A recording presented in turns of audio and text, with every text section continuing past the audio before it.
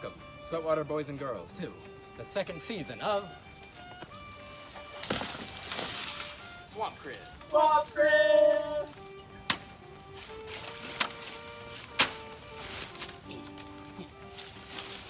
So, we're going to try to start out Season 2 with a final callback to Season 1. Welcome to Swamp Crib 11, which in Season 2, we're trying to make our third modification of Swamp Crib 5, I think. Bedding. You know what it is. Here we have an external nanotech flying buttress / support column, integral to the strength and security of any Swamp Crib. Hello. So Swamp Crib 11, we've taken the original tower idea and turned it into a bungalow. We've made the second story a roof, and we've added these walls we've taken from the pallet groves that litter the swamp. I am amazed that this is holding up. This is actually a terribly done wall. Cozy, isn't it? All right, I know this is kind of disappointing, but listen, we had much better plans and we were hoping this would turn out a lot better, but it's finals week, got a lot going on. We just came out here to do something real quick. But I promise you, Season 2 is going to get very spicy very soon.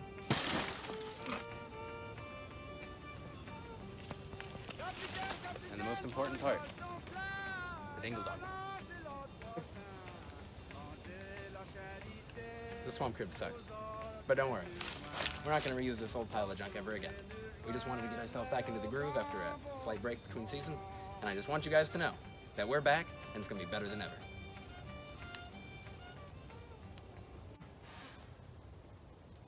So until next time on Swamp Cribs, Season 2.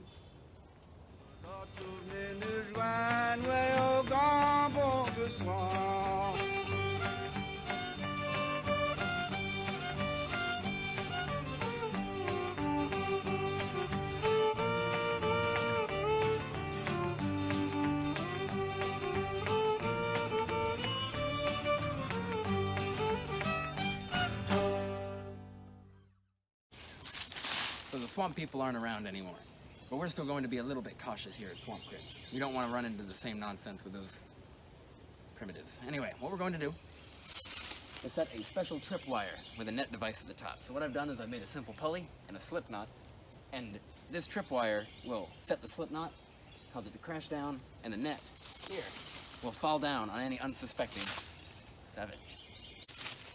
Okay, well that thing should keep any problems from happening for the foreseeable future. But I think that we need to expand. What? Already? Oh, whoa, whoa, whoa. What? What are you doing out here? Ego converto pingue pelude ex solum populus. Okay, that actually makes a lot of sense. Grazie. You're welcome. You can't really see it. But there's a woman over there who's been walking back and forth on the trail and maybe recording us. We don't know. Recorded. Welcome back, friends, and we would like to share with you a brief disclaimer about the current state of Swamp Cribs. In our most recent escapade, we were confronted with evidence that what we were doing may have been, quote, illegal, quote, against park policy, or not normal. What happened today may force us to give a brief hiatus of perhaps a week, and then we will resume filming in a different location. Pope Julius II, would you care to share? Introduce them. Yes, so the background for why we have to take this short hiatus is simply we're wrapping up our filming for the day for the first episode of Season 2. And as you can see, I was in a rather extravagant outfit. I thought I blended right into the swamp, but apparently I didn't. And after a while, we notice an older woman wearing blue kind of walking back and forth on the trail that outlines the swamp. She did it repeatedly for a few minutes now. At first, I thought she was simply taking pictures, so I waved, as I would to any curious onlooker who was being confronted with something beyond their comprehension. But eventually, we heard a bunch of voices getting louder and louder, and we were like, oh, that's very strange. So we were like, well, we're getting a little bit uncomfortable. Let's pack up and leave. And as I am changing out of this, I am getting all our stuff ready. We're ready to go. We turn back, and we see, coming through the bushes, it seems a man in a blue and black uniform, some type of park uniform.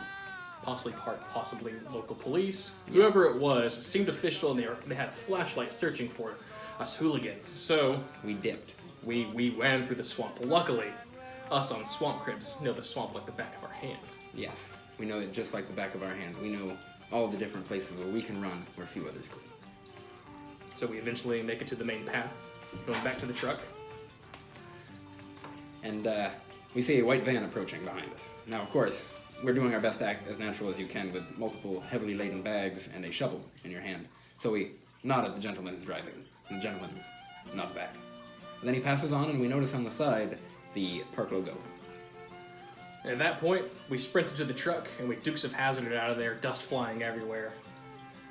And then, on our way out of the park, what did we see? Well, we tried to resume a normal driving pace just in case we were being looked for, and was fortunate that we did. For just by the side of the road, we saw a vehicle with the exact same Karen, peering wearily. I should say warily. Weary means tired. Wary means suspicious, or that you're trying to be observant. She was warily looking at the people who were driving by. You could see her kind of squinting, trying to figure out where she saw the white clan member and the strange camouflage guy. But no, they were just two dudes coming back from a hike Monday morning. It's Friday. Yeah. So, in short, we've got lawmen in 3 states after us. We're wanted, man. And this may be our last video. For a week. Yeah, because we're totally going to do this again. Of even course, if we have to yeah. do it somewhere else. Obviously. Probably can't share this one with the little people. Yeah, we can. Yeah, we totally are there. I hope you guys enjoy it. This is for you.